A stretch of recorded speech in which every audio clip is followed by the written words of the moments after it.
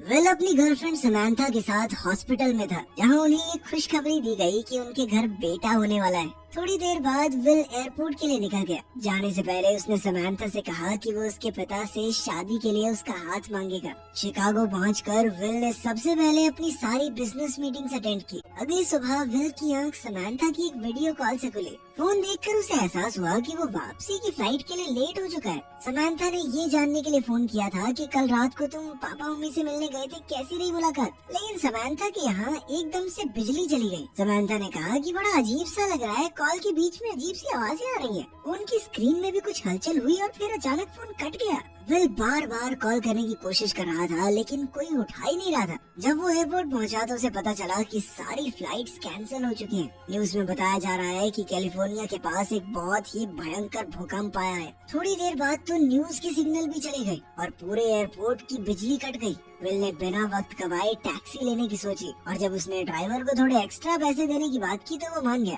Taxi सीधा जाकर Samantha के माँ बाप के घर रुकी। विल ने पाओला और टॉम को पूरे हालात समझाए। खिड़की से फाइटर जेट्स आसमान में दिख रहे थे। टॉम ने फैसला किया कि वो समंथा को ढूंढने जाएगा और पाओला उनके बेटे के घर जाएगी। अब समंथा को ढूंढने विल और टॉम दोनों साथ में निकल पड़े। रास्ते में ट्रैफिक बहुत ज्यादा था। जीपीएस और नेटवर्क पूरी तरह फेल हो चुका था और लोग सुपरमार्केट्स लूट रहे थे ताकि इस इमरजेंसी के हालात में उनके घरों का राशन खत्म न हो। रास्ते में उन्हें बहुत सारी आर्मी ट्रेन्स वेस्ट की तरफ जाती हुई दिखाई दी, जिससे उन्होंने हिसाब लगाया कि माहौल सच में बहुत खराब है। रात को एक पुलिस ऑफिसर ने उनकी गाड़ी रोक दी। टॉम तुरंत समझ गया कि ये असली पुलिस वाला नहीं है, बल्कि एक आम आदमी है जिसने किसी पुलिस वाले की गाड़ी चुराई थी। जब उस आदमी ने बंदूक निकाली तो टॉम गाड़ी रिवर्स में भगाकर बच निकला, लेकिन उस आदमी ने उनका पीछा करना शुरू कर दिया। टॉम ने विल को बंदूक थमाई और वो उसे चलाने की कोशिश करता रहा, लेकिन उसे यही समझ में नहीं आ रहा था कि इसे अनलॉक कैसे करते हैं। टॉम ने गाड़ी चलाते हुए उसे समझाया कि क्या करना है और विल ने आखिरकार गोली चला दी। कुछ देर तक ऐसा ही चलता रहा। फिर टॉम ने गाड़ी को जिस तरह घुमाई कि उस नकली पुलिस वाले की गाड़ी का एक्सीडेंट हो गया। थोड़ी आगे जाकर उन्होंने देखा कि कुछ हिरन रास्ते में आ गए थे। टॉम ने उन्हें बचाने के लिए गाड़ी घुमाई और जल्द ही उनका भी एक्सीडेंट हो गया। इतने में वो नकली पुलिस वाला फिर से उनके पास पहुंच गया था। उसने विल को धमकाना शुरू कर दिया, लेकिन टॉम ने पीछे से उस पर हमला करके उसे बेहोश कर दिया। अब टॉम के रिब्स में काफी चोट आई थी। जल्द ही उन्होंने उस नकली पुलिस वाले की गाड़ी का इस्तेमाल करके अपनी गाड़ी को बाहर निकाला। अगले दिन वो एक ट्रेलर पार्क पहुंचे जहां लोग उन पर भरोसा नहीं कर रहे थे, लेकिन एक गैराज में उनकी मुलाकात रिकी से हुई। रिकी ने उन दोनों की खस्ता हालत देखी और उनकी गाड़ी को ठीक करने के लिए माना। टॉम जब वॉशरूम गया तो उसने अपनी चोट देखी। उसका जख्म पहले से बढ़ गया था। रिकी ने उन्हें बता भी दिया कि गाड़ी अभी बस टेम्परेरी ठीक हुई है, कभी भी बीच में खराब हो सकती है, मुझे मत कहना कि बताया नहीं। जब टॉम ने सुना कि रिकी कैलिफोर्निया जाने का प्लान बना रही है तो उसने रिकी को एक डील ऑफर की। टॉम ने कहा कि मैं तुम्हें पैसे दूंगा मेरे साथ चलने के लिए, इससे तुम अपनी मंजिल के करीब रहोगे और बदले में जब भी हमारी गाड़ी खराब हो तो तुम उसे ठीक कर देना। थोड़ी देर सोचने के बाद रिकी ने हाँ कर दी, बस ज्यादा ही पैसे मांग लिए। फिर उन्होंने गाड़ी में रिकी के सारे औजार भरे और फट से निकल गए। शाम को उन्होंने देखा कि एक गाड़ी उनके पीछे आ रही है। उन्होंने तुरंत गाड़ी रोक के लाइट्स बंद कर दी। जब तक दूसरी गाड़ी उन्हें क्रॉस नहीं कर गई तब तक सब चुपचाप वेट कर रहे थे। फिर उन्होंने अपनी टेल लाइट्स को गाइड की तरह इस्तेमाल करते हुए उस गाड़ी का पीछा करना शुरू कर दिया। कुछ देर बाद रिकी ने अपनी कंपास चेक की तो उसकी सुई बहुत ज्यादा तेजी से घूम रही थी, जैसे कि धरती की मैग्नेटिक फील्ड में कुछ अजीब बदलाव आ रहे हों। तभी उनकी रोड के साइड से एक और कार आई। बिल्कुल तेजी से इस गाड़ी से बचना पड़ा। जिस गाड़ी का वो पीछा कर रहे थे वो नई गाड़ी उस पुरानी गाड़ी से टकरा गई और वो दोनों ही गाड़ियां रोड से बाहर जा गिरी। विल ने पहली गाड़ी को चेक किया पर कोई जिंदा नहीं बचा था। रिकी ने दूसरी गाड़ी देखी जिसमें एक औरत की मौत हो चुकी थी, लेकिन उसका पति अभी जिंदा था और वो कुछ कहने की कोशिश कर रहा था। उसके गले से आवाज ही नहीं निकल रही थी और उसकी हालत भी बहुत ज्यादा खराब थी। जब रिकी ने विल से कहा कि उसे हॉस्पिटल ले जाना चाहिए तो टॉम ने ये कहकर साफ मना कर दिया कि हॉस्पिटल बहुत दूर है, रास्ते में ही मर जाएगा ये। थोड़ी देर बाद जब वो लोग पेट्रोल भरने के लिए रुके तो रिकी और विल को कुछ अजीब से बादल दिखाई दिए। इन्हें देखकर लग रहा था कि कुछ तो गड़बड़ है। अचानक उनके पास मौजूद एक पोल पर बिजली गिरी और एक भयानक तूफान शुरू हो गया। अचानक से ये सब देखकर वो थोड़ा घबरा गए। टॉम को अब गाड़ी चलाने में बहुत दिक्कत हो रही थी। गाड़ी की लाइट्स ऑन होने के बावजूद भी रास्ता मुश्किल से दिख रहा था। तो उन लोगों ने फैसला किया कि पुल के नीचे रुक जाते हैं जब तक बारिश नहीं रुक जाती। अगली सुबह मौसम ठीक था तो उनका ट्रिप फिर से शुरू हो गया। वो तीनों जल्द ही एक शहर के बाहर पहुंचे जहां लोगों ने अपनी गाड़ियों के साथ रोड ब्लॉक कर रखा था। शेरिफ ने थोड़ा ध्यान से उन्हें देखा और अंदर आने से मना कर दिया, पर जब विल ने बताया कि वो यहाँ के कुछ लोगों को जानता है और उनके नाम शेरिफ को बताए तो फिर शेरिफ मान गया। थोड़ी ही दूर जाने पर उन्होंने ढेर सारा धुआं देखा। वहाँ दरअसल एक मिलिट्री का हवाई जहाज क्रैश हो गया था। सब यही सोच रहे थे कि शायद किसी ने देश पर हमला किया है। थोड़ी देर बाद वो लोग एक वाटर पार्क पर पहुँचे और ऐसी चीजें ढूंढने लगे जो उनके काम आ जाए।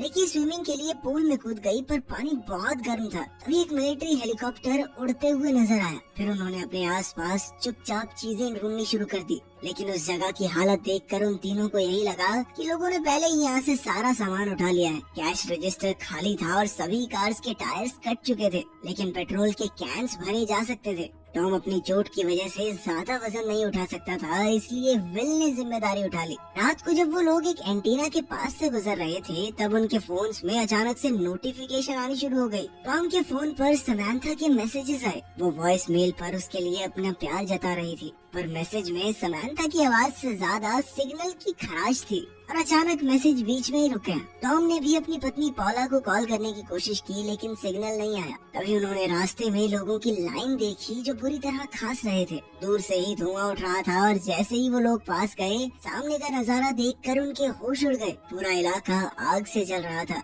रिकी ने डर के मारे कहा कि हमें वापस जाना चाहिए, लेकिन विल ने थोड़ी हिम्मत जुटाते हुए कहा कि इसके अलावा कोई रास्ता नहीं है हमारे पास, और उसने गाड़ी की रफ्तार फुल स्पीड पर कर दी। जब वो उस एरिया को क्रॉस कर रहे थे तो गाड़ी को धुएं और राख ने घेर लिया। कुछ देर चलने के बाद उनके सामने एक मदद मांगती हुई औरत आई। रोड के किनारे उसकी गाड़ी भी थी जिसका टायर पंचर हो चुका था। रिकी और विल को उस पर तरस आ गया और वो उसकी मदद करना भी चाहते थे, और अचानक कुछ आदमी बंदूक लेकर बाहर निकल आए। पता चला कि उस औरत को झूठ बोलने और लोगों को फंसाने के लिए मजबूर किया गया था। वो आदमी उनका पेट्रोल चुराने की कोशिश कर रहे थे। विल ने एक आदमी से लड़ने की कोशिश की, पर उस आदमी ने आसानी से विल को पटक दिया। टॉम अपनी बंदूक निकाल कर लाया, लेकिन अपनी टूटी हुई रिब्स के दर्द की वजह से वहीं गिर पड़ा। फिर उन आदमियों ने रिकी को जबरदस्ती पेट्रोल भरने को कहा और बचे हुए पेट्रोल की कैंस चुरा के भाग गए। तीनों गाड़ी में बैठ गए और विल ने उस औरत को भी अपने साथ चलने को कहा, पर वो अपने बेहोश पति के पास ही रुकना चाहती थी।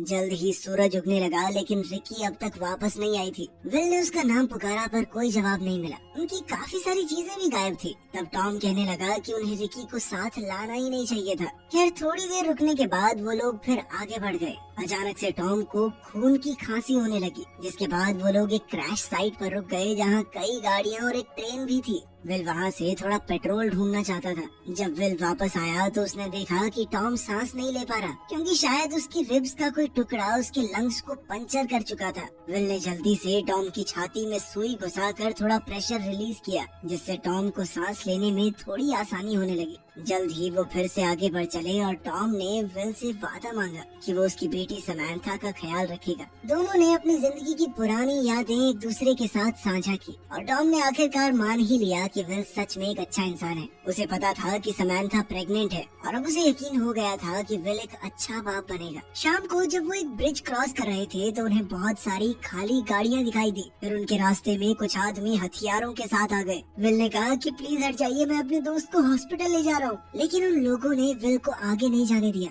विल समझ गया कि अगर यहाँ रुका तो बहुत बड़ी मुसीबत में फंस जाएगा। उसने जल्दी से गाड़ी रिवर्स में भगाई और दो आदमी बाइक्स पर उसका पीछा करने लगे, पर विल ने गाड़ी को ऐसे घुमाया कि दोनों बाइकर्स क्रैश हो गए। अब वो आगे बढ़ सकता था, लेकिन एक ट्रक उनका रास्ता रोके हुए था। टॉम ने जैसे तैसे गोलियां चलाई और साथ ही विल ने गाड़ी को ऐसे हिलाया कि ट्रक ड्राइवर चकमा खा के साइड में क्रैश हो गया। आखिरकार वो लोग उस पुल को पार करके आगे बढ़े, लेकिन टॉम से अब ये तकलीफ झेली नहीं जा रही थी और वो गाड़ी की बैक सीट में ही चल बसा। थोड़ी देर बाद विल ने गाड़ी रोककर टॉम की बॉडी को देखा और सोचने लगा कि आगे क्या किया जाए। उसने फैसला किया कि वो बिना रुके चलता रहेगा, लेकिन रात के वक्त गाड़ी बीच रास्ते में ही खराब हो गई। विल अब इस गाड़ी से बेहद परेशान हो चुका था। उसने गुस्से में टॉम की लाश समेत गाड़ी पर पेट्रोल फेंक कर आग लगा दी। ये विल का तरीका था टॉम को अलविदा कहने का। अगली सुबह विल पैदल ही अपनी मंजिल की ओर बढ़ने लगा। कुछ लोग गाड़ियों में उसे नजरअंदाज करके चले गए, लेकिन लेकिन आखिरकार एक गाड़ी रुकी जिसमें मौजूद एक परिवार ने उसे लिफ्ट दी। लेकिन ड्राइवर ने कहा कि इससे पहले मैं गाड़ी चलाऊं, अपनी बंदूक मेरे हवाले करो। सफर के दौरान रेडियो से कोई सिग्नल नहीं मिला। गाड़ी की मदद से वो जल्द ही अपने तबाह हो चुके शहर सिएटल में पहुंच गया। अब कहानी वहीं पहुंच गई जहां से शुरू हुई थी, और अपने फ्लैट में समांथा के लिखे हुए एड्रेस को देखते ही विल तुरंत उसकी ओर निकल गया। जैसे ही वो वहां पहुंचा तो जेरेमाया नाम के एक आदमी ने उस पर बंदूक तानकर पूछा कि कौन हो तुम और क्या चाहिए। लेकिन समांथा ने उसे रोका और विल से मिलने के लिए भागी। चीजें थोड़ी शांत होने के बाद विल ने समांथा को उसके पिता के बारे में बताया। विल ने ये भी बताया कि अगर वो ना होते तो शायद मैं यहाँ तक ना पहुँच पाता। रात को सोते वक्त विल की अचानक से आंख खुल गई। वो बाहर आया तो उसने देखा कि समांथा और जेरेमाया वहाँ बैठे आग सेक रहे थे, तो वो भी उनके साथ ही बैठ गया। बताया जा रहा था कि ये जो कुछ भी हुआ एक भयंकर भूकंप की वजह से हुआ था। पुलिस वालों ने सभी को शहर खाली करने की वार्निंग भी दे दी थी। लेकिन जेरेमाया ने कहा कि मुझे नहीं लगता कि कोई भूकंप था, किसी देश ने हमारे ऊपर न्यूक्लियर बॉम्ब फेंका है पक्का। चीजें इतनी तेज हुई कि किसी को कुछ समझ ही नहीं आया। लेकिन विल को उसकी इस बात में दम नहीं लगा, क्योंकि अगर ऐसा हुआ होता तो वो शहर से ही तो आया है, रेडिएशन से मर चुका होता अब तक। साथ ही Jeremiah bar bar will say उसकी बंदूक मांग रहा था, ऐसे ही देखने के लिए। ये बात विल को काफी अजीब लगी। समांथा भी विल की बात से सहमत थी। खैर वो दोनों एक दूसरे से इतने समय बाद मिले थे तो थोड़ा वक्त मिलते ही प्यार उमड़ पड़ा। पर तभी अचानक विल को महसूस हुआ कि कोई उसकी गाड़ी में ताक झांक कर रहा है। ये कोई और नहीं बल्कि जेरेमाया ही था। अगले दिन विल ने जब उससे इस बारे में पूछा तो वो कहने लगा कि मैं तो 2 बच्चों को वहाँ से भगा रहा था, जंगल की तरफ भाग के गए दोनों। अगर विश्वास नहीं होता तो चलो वहीं पे होगा उनका डेरा। लेकिन जंगल में उन्हें हिरणों के अलावा कुछ भी नहीं मिला। विल समझ गया कि जेरेमाया के साथ कुछ तो गड़बड़ है, और इसीलिए उसने जोर से कहा कि मैं तो समांथा को साथ लेकर जा रहा हूँ यहाँ से, तू भी चलेगा क्या भाई? इस पर जेरेमाया ने कहा कि समांथा कहीं नहीं जा सकती। वो अपनी बंदूक ताने विल की ओर मुड़ा, लेकिन विल ने पहले ही गोली चलाकर उसे मार डाला। तभी अचानक एक खतरनाक सा काला बादल तेजी से उनकी ओर बढ़ रहा था। विल ने जल्दी से समांथा को बुलाया और वो दोनों गाड़ी में वहाँ से निकल पड़े। वो फुल स्पीड में गाड़ी भगा रहे थे और एक रेतीला तूफान उनके पीछे पड़ा था। यहीं पर ये फिल्म खत्म।